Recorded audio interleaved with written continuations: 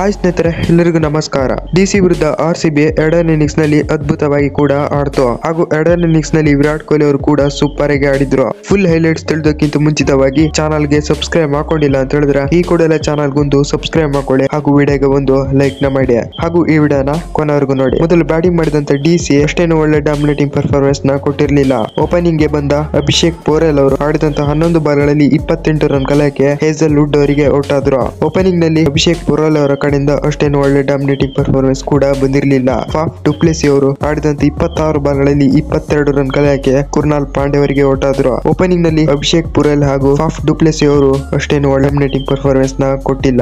ಇನ್ನು ನಮ್ಮ ಕನ್ನಡಿಗ ಅರುಣ್ ನಾಯರ್ ಅವರು ಆಡಿದಂತ 4 ಬಾಲ್ಗಳಲ್ಲಿ 4 ರನ್ ಕಲೆಯಕ್ಕೆ ಯಶ್ ದಯಾಳ್ ಅವರಿಗೆ ಔಟ್ ಆದ್ರು. ಇನ್ನು ನಮ್ಮ ಕನ್ನಡಿಗ ಕೆಎಲ್ ರಾಹುಲ್ ಅವರು ಸ್ವಲ್ಪ ಚೆನ್ನಾಗಿ ಆಡಿದ್ರು. ಆಡಿದಂತ 39 ಬಾಲ್ಗಳಲ್ಲಿ 41 ರನ್ ಕಲೆಯಕ್ಕೆ ಭುವನೇಶ್ವರ್ ಕುಮಾರ್ ಅವರಿಗೆ ಔಟ್ ಆದ್ರು. ಇಲ್ಲಿ ಡೆಲ್ಲಿ ಕಡೆ ಒಳ್ಳೆ ಪರ್ಫಾರ್ಮೆನ್ಸ್ ಬಂದಿದ್ದು ಅಂತ ಹೇಳಿದ್ರೆ ಅದು ನಮ್ಮ ಕನ್ನಡಿಗ ಕೆಎಲ್ ರಾಹುಲ್ ಅವರ ಕಡೆಯಿಂದ 41 ರನ್ ಕಲೆಯಕ್ಕೆ ಭುವನೇಶ್ವರ್ ಕುಮಾರ್ ಅವರಿಗೆ ಔಟ್ ಆದ್ರು. ಅಕ್ಷರ್ ಪಟೇಲ್ ಅವರು ಆಡಿದಂತ 13 ಬಾಲ್ಗಳಲ್ಲಿ 15 ರನ್ ಕಲೆಯಕ್ಕೆ ಹೇಜಲ್ ವುಡ್ ಅವರಿಗೆ ಔಟ್ ಆದ್ರು. ಇನ್ನು ಸ್ಟೋಪ್ಸ್ ಅವರ ಕಡೆಯಿಂದ ಕೂಡ ಒಳ್ಳೆ ಇನ್ನಿಂಗ್ಸ್ ಬಂತು. ಆಡಿದಂತ 18 ಬಾಲ್ಗಳಲ್ಲಿ 34 ರನ್ ಕಲೆಯಕ್ಕೆ ಭುವನೇಶ್ವರ್ ಕುಮಾರ್ ಅವರಿಗೆ ಔಟ್ ಆದ್ರು. ಇನ್ನು ಡೆಲ್ಲಿ ಕ್ಯಾಪಿಟಲ್ಸ್ ಕಡೆ ಅಷ್ಟೇನು ಒಳ್ಳೆ ಡಾಮಿನೇಟಿಂಗ್ ಪರ್ಫಾರ್ಮೆನ್ಸ್ ಯಾರ ಕಡೆಯಿಂದ ಕೂಡ ಬಂದಿಲ್ಲ. ಅಶುತೋಷ್ ಶರ್ಮಾ ಅವರು 2 ರನ್ ಕಲೆಯಕ್ಕೆ ಔಟ್ ಆದ್ರೆ ನಿಗಮ್ ಅವರು 12 ರನ್ ಕಲೆಯಕ್ಕೆ ಔಟ್ ಕೂಡ ಆದ್ರು. ಇನ್ನು ಮಿಚೆಲ್ ಸ್ಟಾರ್ಕ್ ಅವರು 0 ಹೊಡೆದು ನಾಟ್ಔಟ್ ಆಗಿ ಕೂಡ ಉಳಿದ್ರು.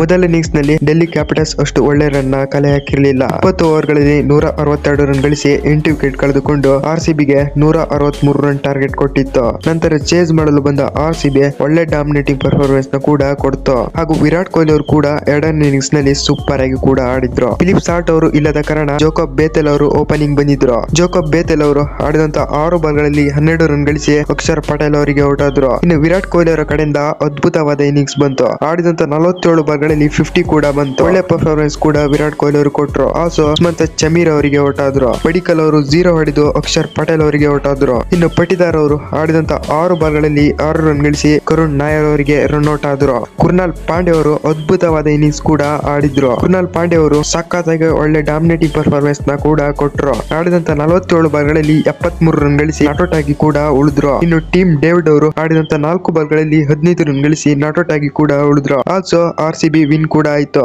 ಒಳ್ಳೆ ಡಾಮಿನೇಟಿಂಗ್ ಪರ್ಫಾರ್ಮೆನ್ಸ್ ನ ಕೊಡ್ತು ಎರಡನೇ ಇನ್ನಿಂಗ್ಸ್ ನಲ್ಲಿ ಆರ್ಸಿಬಿ.